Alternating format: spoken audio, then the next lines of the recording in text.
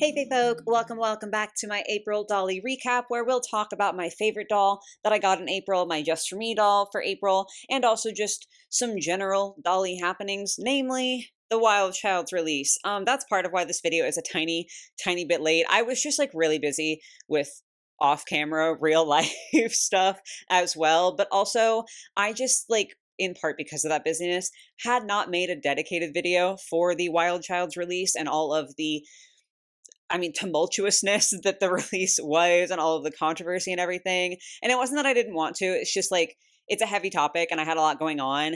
And so I just didn't end up making a dedicated video. So we're talking about it today. It's going to be a little bit more informal, but I don't know what happened in April, so it's appropriate to talk about for an April recap. And also, half the point of these like recap videos was supposed to be so that if there was anything that I wanted to talk about that I didn't make a video for, I could do it in the recap. So that's what we're going to be getting into today. Since the Wild Child stuff is definitely going to be the bulk of this video, we're going to talk about that last. And we're going to go ahead and get started with what was my favorite doll that I got during April. So as some of you might know, because I did post a haul video for it, I did have a birthday in April. I turned 29 and my husband took me out shopping and we got several dolls. My favorite acquisition of this month was one of those. And she's very appropriately themed. I thought it was Birthday Bash. I think one of you said it was Birthday Ball, so I'm not exactly 100% sure on the name, but my favorite doll that I got this month was the Birthday Bash Cedar Woods doll from Ever After High. I just love her so much. I did say like pretty much everything that I needed to say about her in that haul video, so sorry if you saw that and I'm repeating myself, but I don't know, I'm going to repeat myself anyway. Ever since I first saw stock photos of this doll, I have just been like, that's my ideal Cedar Woods. I know that that is a little ridiculous. Like, her dress is, lower quality than a lot of the other Cedar Woods dolls. And I mean, Cedar Woods got an SDCC doll for crying out loud.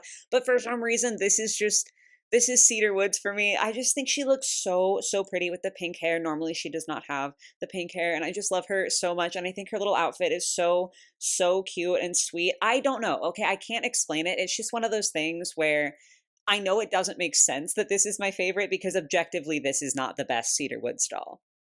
But she's the best to me, and that's what counts for the purposes of today's video. So yeah, I was already like in love with her before I got her, and the getting a birthday doll for my birthday was really fun. It wasn't on purpose. We literally just like happened to see this doll in a flea market, and it was like, oh shit, let's go ahead and grab her. And then after I got her, I just have continued to bond. Even in that haul video, I was like, I've connected with her way more than I thought that I was going to, and that has persisted. I just love her inexplicably. I don't know. I don't know what it is, but this is my girl and she was my favorite doll that I got for April. Moving on to my Just For Me doll for the month. If you are confused by that phrase, I made it a goal this year to have one doll per month that I unbox just for myself. Obviously, like 99% of the dolls that I buy and add to the collection end up getting unboxed on the channel, which is super fun. Like I do definitely love it, but also sometimes it's nice to have a doll that I don't have to turn the camera on for and I can just unbox and enjoy for myself before I share them in a much shorter segment here in the monthly recaps. However, there's no doll hiding in my lap. I did not get a Just For Me doll in April, mostly because it was like my birthday month and I knew that I was going to be getting dolls for my birthday because that's just like something that I like to do most of the time. For me and my husband both, like we'll take each other like shopping for our birthdays, so it's not so much a hey, here's a wrapped gift. It's like a hey, let's go on like a little shopping spree, so it's time that we get to spend together and also I get to like buy gifts like that. So I knew that I was going to be getting dolls for my birthday, and with that influx of dolls, I don't know, I guess I just like didn't feel like a Just For Me doll was necessary. Like I was thinking about it and it was just like, if I had bought one, I would have been buying a doll for the explicit purpose of having a Just For Me doll. And that just doesn't feel right. Like I definitely think that the goal is a good one. And I've bought a Just For Me doll every other month this year so far. Like I think it is nice to get to experience that like normal unboxing where you just unbox it and have it and it's just for you and just for yourself. I really do enjoy that. But it's not like I need to be going out of my way to buy extra dolls to achieve that, if you know what I mean. Like it just didn't feel necessary this month, I guess is what I'm getting at, because I already knew I was going to be getting a decent chunk of dolls for my birthday, and I just didn't have any doll that I was like, I want to buy this as my just for me doll. And there was no reason for me to be spending my money on something that it wasn't like, oh, I really, really want to have this. So I don't have one, but I'm not counting that as like a bad thing for the goal, because it wasn't as though I forced myself to unbox everything on camera against my will. Like, I wanted to do my birthday haul and I just didn't feel the need to really get a lot of dolls outside of that. And like the ones that I did get outside of that are pre-orders. So that doesn't really count, you know what I'm saying? So yeah, no just for me doll this month, which means we get to get into the arguably main topic accidentally of April's recap, which is the Wild Child's release. So with the Wild Child's situation, I will not be making this like a deep dive play by play, like giving you every single detail. I am sorry. I just simply don't have the energy to do all of that. Like, it is just a lot to go through.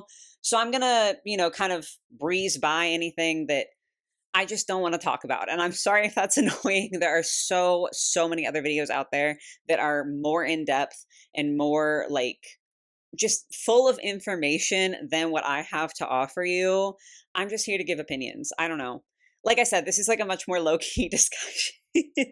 So, with Wild Childs, it is a brand that has been like in concept, starting to work like towards production for literally over a decade at this point. I think it was like 2015, somewhere in there when it first, you know, got started, I guess is the best way to put this. So this has been something that has like been in the background of the doll world for quite some time. Every once in a while we would get a little bit of news, and then we would get like a prototype. That was super duper exciting when we got prototypes for these dolls. They are all animal dolls. They very much are like, to me, giving Bratz if Bratz was animals. And so we finally got a little bit more news very, very recently when people found a Walmart listing for Panda. Oh my God, Panda the Ping. I almost said Panda the Ping. Ping the Panda, who's one of the Wild Child's characters. It wasn't an active listing or anything like that, but it did get people thinking, oh my God, these are going to be coming to Walmart quite soon. And that is supposed to still be happening. We did get news from Wild Childs themselves that the dolls are supposed to be coming to Walmart. As the time of filming, we don't have a date or anything like that, or even like a time frame. We don't know when that's going to happen, but it is supposed to happen, that they are supposed to be available in Walmart at some point. Now, my understanding of this, okay, let's be super duper clear. I'm not an expert. I haven't talked to anyone involved. That's going to go for this entire video. Like, this is just my understanding based on other things that I've heard from other brands and just like being in the doll space and all of that jazz. My sort of understanding of it is that, especially when you are a smaller brand, like Mattel has more leeway with a retailer like Walmart, let's say. Mattel can come in and say, hey, we want to do this whole lineup. And Walmart still might be like, no, we don't like that.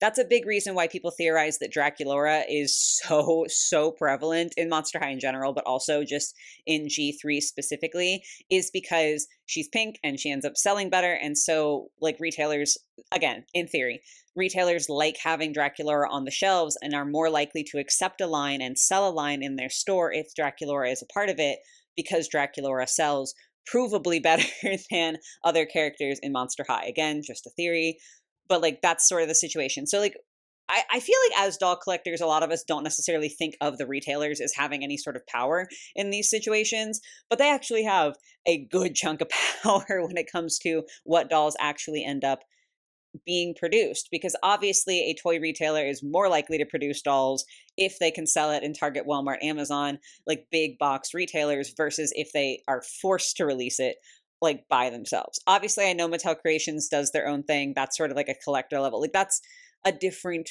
realm, I guess you could say. When you're talking about a play line specifically, retailers do have, I think, more power than a lot of us recognize. So if, again, I'm just using Walmart because that's like the retailer that we sort of have in connection with Wild Childs here.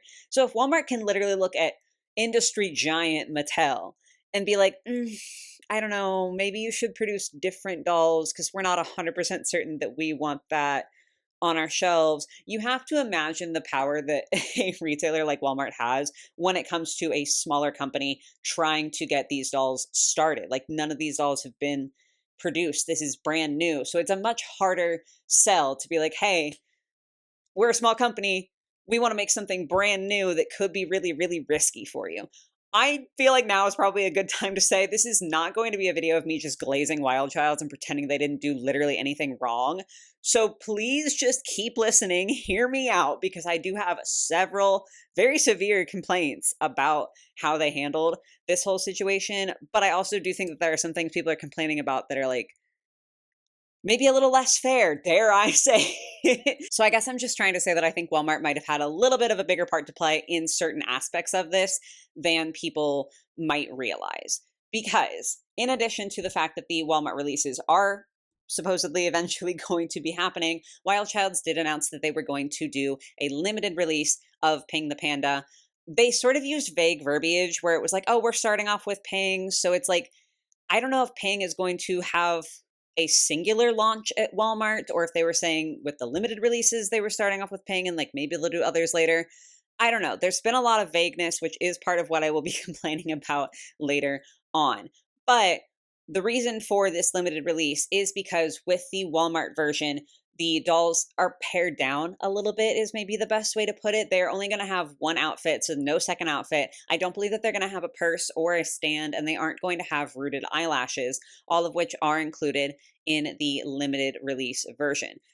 The whole reason I brought up Walmart and the retailers and everything like that is because I do think that it's possible that budget had to be cut and like certain things had to be cut from the final design of the wide release dolls, because Walmart may have been hesitant to put them out at like the price point that would be needed to include all of that extra stuff. I am completely, talking out my ass. I'm completely just theorizing that, but that is sort of my theory. And so it is important to know that the limited release has like no connection with Walmart, no like backing from Walmart, so to speak. I don't know if that's exactly the right word, but hopefully you know what I'm trying to get at. So this is the first part where I'm going to be like defending the company. And I don't know, again, there are things that I think that they did that were super not okay and super wrong, and we are going to get there. But like, I gotta say my piece. Some people are really mad about the fact that they did a limited release. And I do understand, because I think that companies like Mattel mostly have primed us to sort of hate limited releases and be a little bit pissed off about limited releases. Because here's the thing, is that when Mattel does a limited release, again, allegedly no proof of this, but in my mind, it is purely because it looks great for their shareholders and it looks great for their higher ups in their company when they can say, all of these items sold out. And so, of course, they do limited releases, because you can sell a limited release a hell of a lot easier than you can sell a super wide release. It is much easier to sell 10,000 units than 100,000 units of a doll. And so I think that the reason Mattel continues to do these limited releases, even though we all absolutely hate the fact that there are so many of them and they're so difficult to get through, is just because it looks good, it's good for their bottom line, and they just like don't actually care. I don't know if I am just being too charitable towards this like more independent, super small company. Like, it was started by just one person, like the thing with Wild Childs is that it is like an individual person's like I feel like if I use the word dream, that like feels a little bit dramatic. But it was started by one person, and then they worked so hard to get to the point where this doll line is going to be produced. Again, I will be like critiquing them later. But I guess in my head, the limited release situation seems a lot more like, hey, we can't produce everything that we want to and sell it at Walmart because Walmart won't, make the deal with us that way. But I'm super passionate about this, and I still want to get to make a version of this doll that has all of the extra accessories and the second outfit and the rooted eyelashes and everything. So let's do a limited release so that she can at least exist in these lower quantities. That's how it looks to me. Again, I could be completely wrong. I don't know shit about this, but I do just think that there's like a little bit of a difference between Mattel doing a limited release just because it makes them look really good on paper, and a small company being like, shit, we literally cannot make the doll this way as a wide release because we don't have the backing of a big box retailer. We want to do it ourselves. and it has to be a limited release because it costs a lot of money for an individual or a smaller company to make dolls, like it just is a higher cost and is more of like a burden of cost when you're a smaller company versus when you are a giant like Mattel. So that's just sort of how I look at it. Hi, baby. Hi.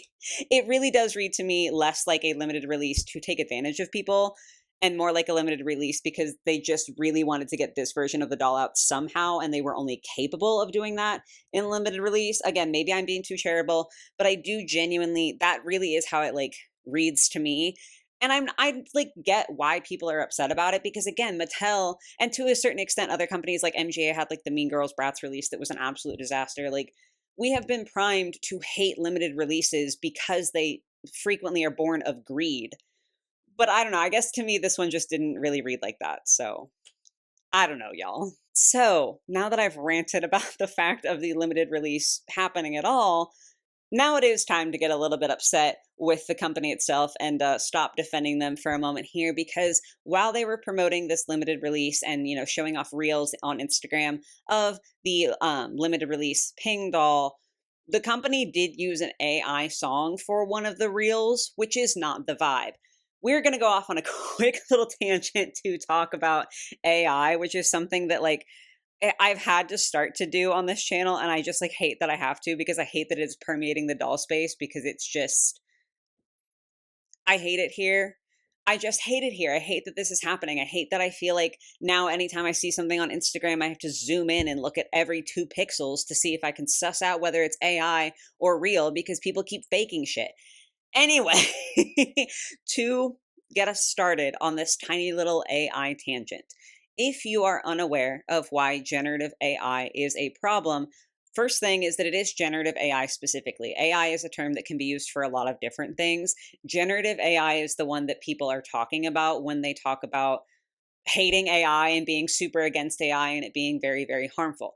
There are a few reasons that this is a problem. For one thing, it's like not environmentally sound. The data centers and like just the process of generating these prompts on generative AI, like stuff like Chat GPT or image generation, like those sorts of things are so, so harmful to the environment. Like, and also so harmful to the communities that they are built around. Like the data centers themselves are a super big problem. Another issue with generative AI outside of like the environmental impact and the community impact, which I'm not trying to like dismiss those. I just have so much to say that I'm trying to talk a little bit quicker, is the fact that AI is trained on stolen art. Like there's no other way to word it. In order for an AI model to learn how to generate an image of a cat, for example, like a drawing of a cat, say you want your AI to generate like a watercolor picture of a cat. AI is not human. AI, despite the name artificial intelligence, does lack a true like human intelligence of its own. It cannot have an imagination and just come up with a watercolor picture of a cat from its own brain because it doesn't, it's not a human. It doesn't have a brain in that capacity. It can generate a picture of a watercolor cat that maybe is like a brand new picture, but it is always because it is based on and trained from thousands of other existing images of watercolor cats that have been made by real human people. AI is trained off of human art, basically. So anything that an AI says or generates or creates is based on the work of human people. And no one consented to that. Like it's not really a thing that was like, whoop, here's a consent form. I know some places are starting to get some of that, or it's like snuck into the terms and conditions. But like people's art was being used to train these machines without them knowing. So it is an environmental issue, it's a community like health issue, and it is an like stolen art issue. Basically, generative AI is not good. So that's why people are so upset about it. My little tangent here is that I absolutely do think we need to be calling it out. There's no getting around the facts that AI is bad. And also, it's like actively really, really harmful to our brains. Like people who rely consistently on ChatGPT and like rely on AI and stuff to give them answers to things instead of looking for their own information. Like, I'm not being mean if that's you. I promise this is not coming from a place of like hatred or like anything like that, but it is bad for your brain and it actively is making people stupider. Not because it's like, again, that's not meant to be an insult, but it is just a proven fact. If you are not having to use your brain to even figure out how to think, to even figure out, okay, what question needs to be asked so that I can start this research and how do I continue this research from there? If you're relying entirely on Chat GPT, you're literally forgetting how to think. So AI is just really not good. I'm sorry. Anyway, sorry, I keep getting distracted. There's so much to talk about when it comes to AI. Like, it's just so much. With that being said, as bad as AI is, another unfortunate impact of AI is people being perhaps a little bit too quick to call things AI. And that can be really hurtful to actual artists. Again, when you take into consideration that AI models are all trained off of actual artists, there are so many people who are suddenly being told every time they post a picture of their art on Instagram or something, that's generative AI, that's generative AI, you didn't really do that, like you're lying, because their art style might look like AI. But it was their art style first. AI doesn't have an art style. AI is an amalgamation of a bunch of stolen art. But artists are getting caught in the crossfire here because people justifiably hate AI. And like, I know that these people are coming from a good place, but coming to an artist and like claiming that they're AI, they're AI, they're AI, like so many people are getting this accusation who aren't using AI, and it's affecting them and it's affecting their like mental health and it's affecting their capacity to make money off of their art. Like even books, it's happening with writing. It's a huge problem. So I'm not trying to say that that means that we shouldn't be accusing things of being AI, but I do think that we should have a little bit more nuance than we do, because being overzealous to claim that things are AI can also be super duper harmful to people. Granted, that is mostly when it comes to individual people, but just as a habit, I am a little bit less hasty to call something AI than some other people, not because I don't care, but just because I want to be careful.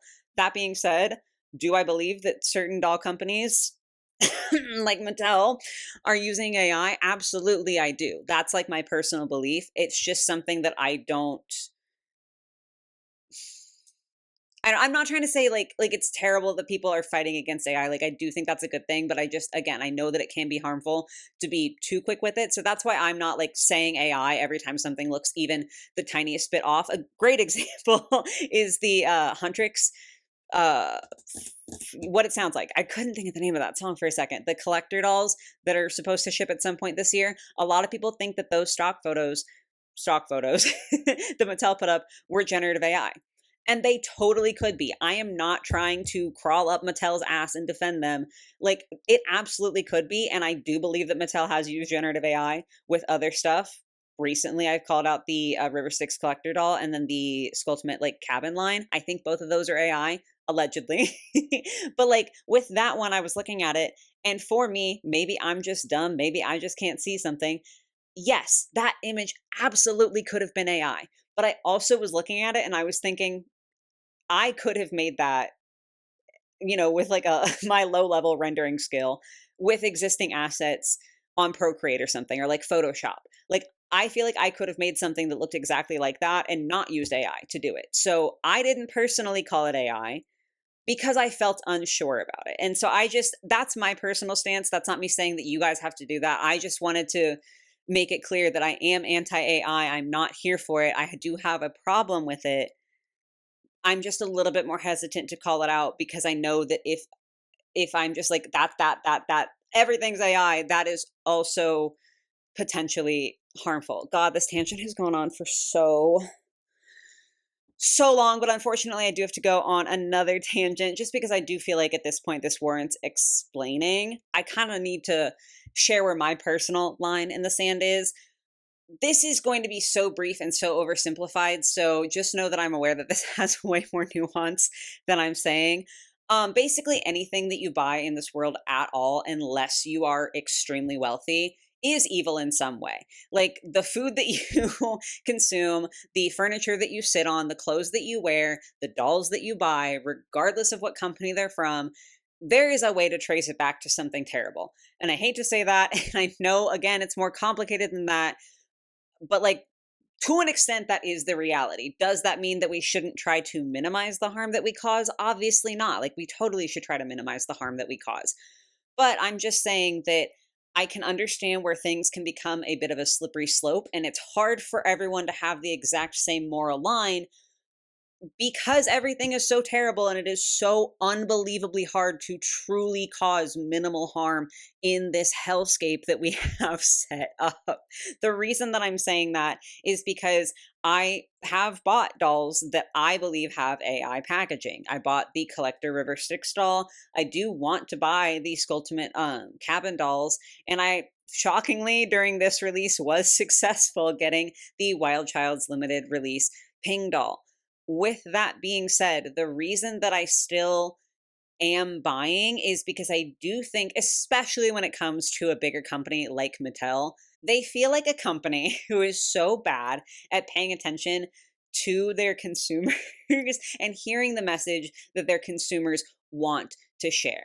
So I genuinely, wholeheartedly believe that if everyone started boycotting all of the dolls that Mattel makes that look like they have AI in their packaging, instead of getting the memo, like if everyone was just like, oh, we're not buying Monster High Skelectors anymore because a lot of the Skelectors have AI allegations on their box art, I genuinely believe that Mattel is such a stupid, out of touch company that instead of saying, oh shit, the people don't like generative AI, they would go, oh, I guess people don't like Monster High anymore, and just start using AI on a different brand that either they make or they just like put more focus into. Like, maybe I'm delusional for saying that, but I genuinely believe that because it just seems like they are so incapable of actually hearing consumer feedback. Like they're just, I feel like they just don't listen. I feel like they get the wrong lesson so often. Quick editing note, please ignore the very loud rain sounds. My window is open and I'm not going to shut it just so that I can talk for 40 seconds. But a great example is object heals. People love object heals in general for Monster High, but like have been hating on the specific way that Mattel has been executing their object heals for so long at this point. Like, I know that the creation of a doll is not a 2-week process, like it's a long cycle and everything. People have been complaining about the object heals and the way that Mattel is doing them for long enough to Mattel to have taken notice and to have changed things and for us to be seeing better dolls. But instead we keep seeing the same really awful, really ugly, like mismatched, just shoved on their object heals. So that's what I'm saying when I say that they don't always hear the messages that their consumers are trying to put out. Like they don't listen, right? And so the reason that I still feel like it might be worthwhile to buy these dolls that have AI potentially in the packaging is specifically because in my head there's like a slightly higher chance that if the item sells but still gets backlash on these platforms or in product reviews or in the Mattel forums, then they might be forced to hear the right lesson, which is we have a problem with AI, instead of being able to misconstrue it as, oh, Monster High just isn't popular. If, again, if we go back to like the Skelector example, if the Skelectors still sell, but their forums are filled with people saying stop using AI, they can't be like, oh, well, Skelectors aren't popular because the sales numbers won't let them say that. So that's sort of my stance on it. However, my personal line in the sand is the second that we have, you know, a doll, like an actual doll that is made with AI, I'm out. That's where I draw the line. Like, that's where we're done. Because the other thing that sucks so hard too, I said this was going to be a quick tangent. Now this is going to turn into a whole video, whatever. The other thing that sucks is that, we'll just take the River Styx doll, for example. I firmly believe that AI was used in that packaging. Do I think that the entirety of the packaging was AI? I don't know. There are some elements that feel like they have a little bit more of a human touch to them, in addition to the elements that feel like they are pretty heavily AI. So then it's like, if you, and by the way, if you boycott the doll entirely, like that is your moral choice. I'm just trying to explain where it's so difficult for me, I think. If you are like, oh, I'm not going to buy this doll because there's AI in the packaging, then it's sort of like any human being who was involved in the packaging. They might not have had the choice to use AI. That might have been something that was forced upon them. And so then they're sort of getting punished for something that might have been out of their control. Or even if the entire packaging department is like, yes, we love AI, then it's like, okay, but what about the designers of the doll?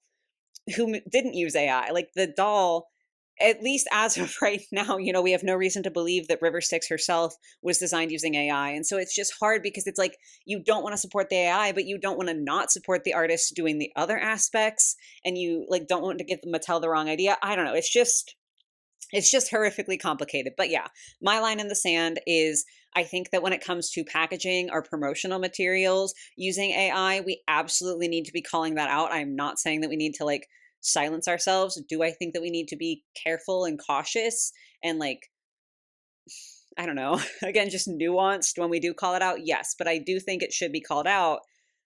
But the second that a full doll is AI, that's like where we're at the point of no return for me, and I'm done. Like that is something that I can't personally abide by. Like that's my line in the sand where it's like if it's just packaging, it's worth it to buy it and say, "Hey, we're unhappy about this. Get your shit together and stop."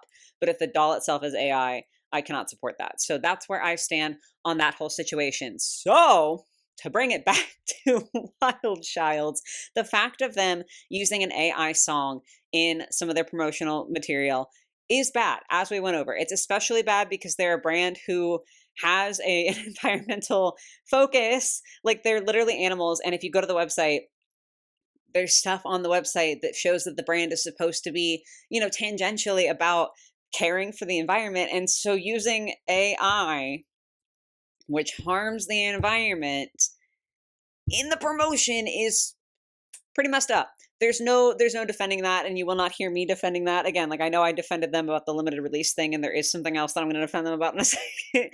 But that was inexcusable, and I hope that they learn their lesson, and I hope that they don't do it again. That's really all that I can say with that. However, we are not done with the controversies because there was another problem that people had during the course of like this very, very small promotional period and then into the actual release.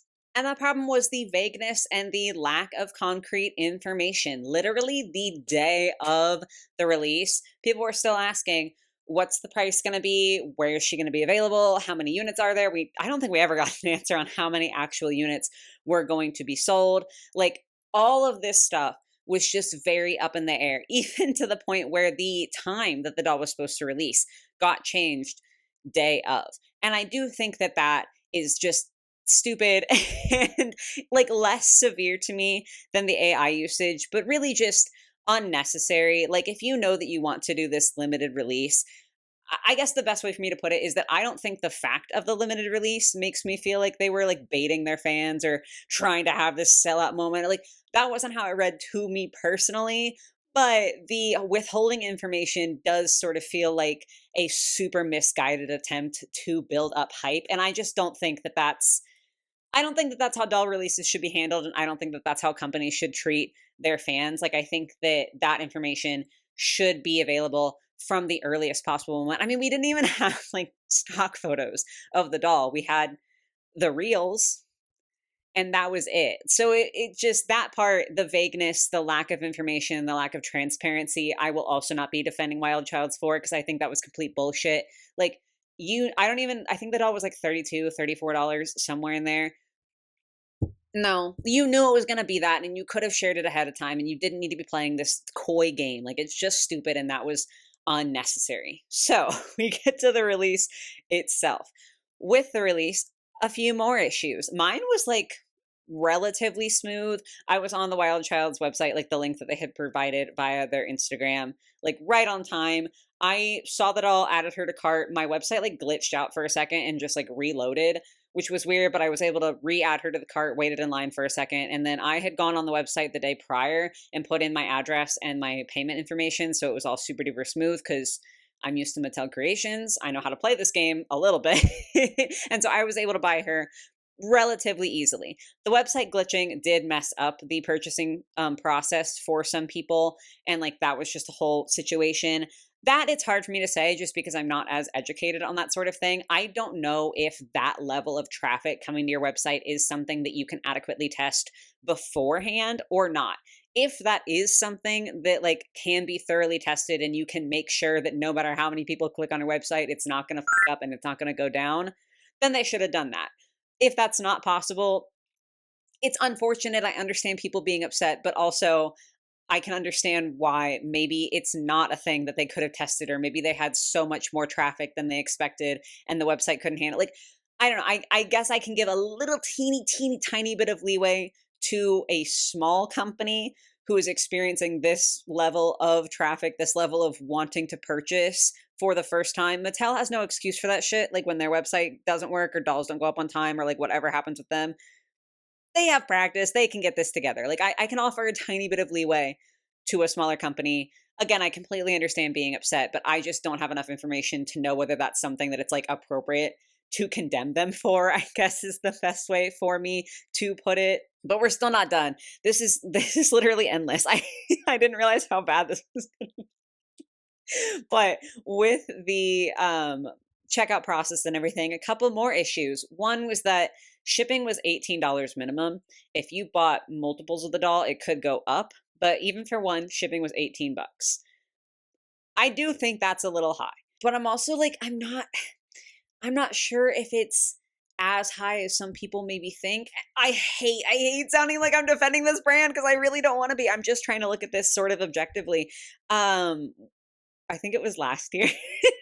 I've literally already lost track of time. But last year, me and Enzo from the Junk Drawer and Chad from Chad Marvelous did a collaborative custom doll effort.